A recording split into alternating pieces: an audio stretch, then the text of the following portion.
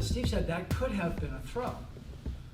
If it were a throw, I'm going to stay this way and turn my hip. Now this gives you the same type of structure. If you lean against this, can you push me down? Because my hip is the same structure, same alignment as this. Okay? All right, now to throw, all you do is point his elbow to the triangulation spot as you step. Okay? Now, you're going to do this in a moment. But I want you to tell me, what kind of throw is that from the last seminar? Well, how would you categorize it? Removing the top. Removing the top by what?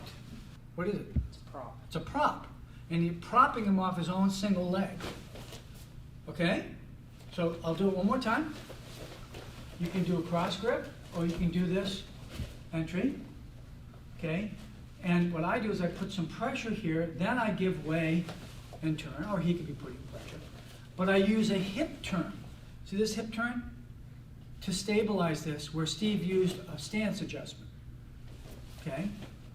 Now I step without, don't step and then slam his arm down. It's not what it's about. It's letting his arm drop. Letting it drop. What is it? Letting it drop. Not making it drop. Okay?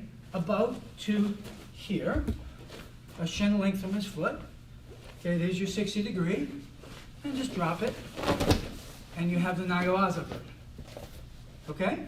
All right, so Steve introduced a takedown that used a lot of the different principles we worked on. And I just built a throw off of them. Okay, now, that's the same thing with less work. Now, what was it dependent upon? His grabbing me. We couldn't have done it off a push. I would have to receive the push. Couldn't have done it off a punch. Had to be a grab. But if I don't have the pieces that Steve and I showed you, that will not work. If I just do this, or even if I do this, it won't work unless, of course, I use the same formula we just did, and it'll work. But you can't do this and use your elbow hand because it's the back arm. It has no power. So I have to use this to affect his elbow, to get to his face, to drop him to triangulation, to throw him. Right? So I'm going partial off balance to structuring to triangulation, propping, fold from the top, remove the top type of throw. But I'm doing it in a condensed fashion. Now, what's important? This is an example of a future seminar, alignment. This won't work. See my alignment? My body, I might as well be doing yoga. Right? No good. This way.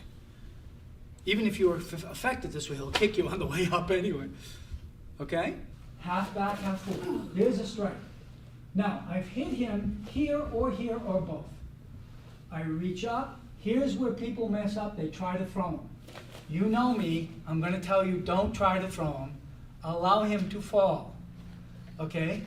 My hands start a rotation. I get out of his way and turn my hip. So I'm going to be facing Roger over there. That's 135 rotation, right? Do not leave your hands behind, because now you'll muscle him. You start your hand just a little bit, and you just relax. And you go through this motion. Because work is a four-letter word. Okay? I haven't given any judo examples. But let's say I want to sweep his leg. I won't throw you, Steve. And we start here, and I grab his pin.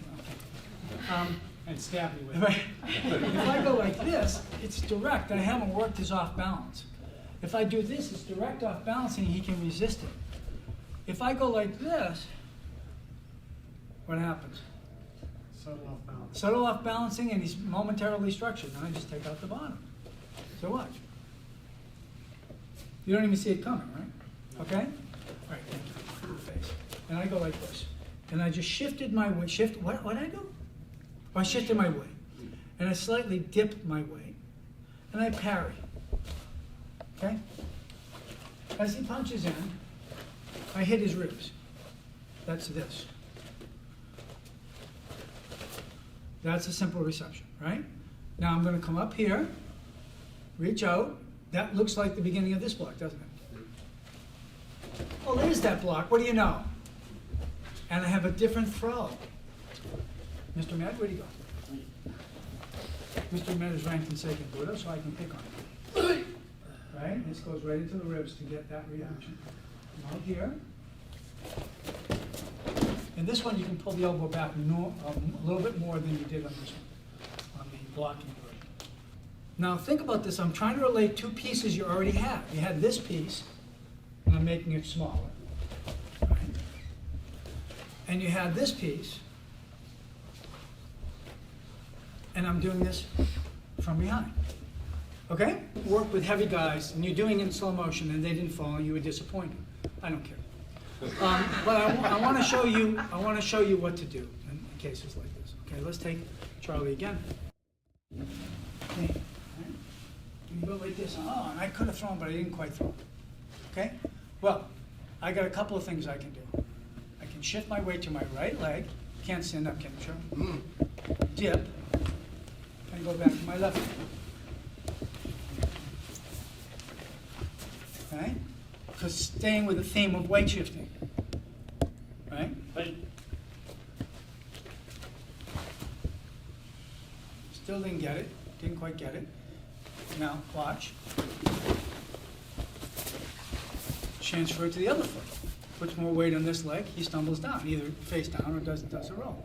So there's two ways you can follow up, still staying with the theme of weight turning, weight shifting. Okay? Thank you.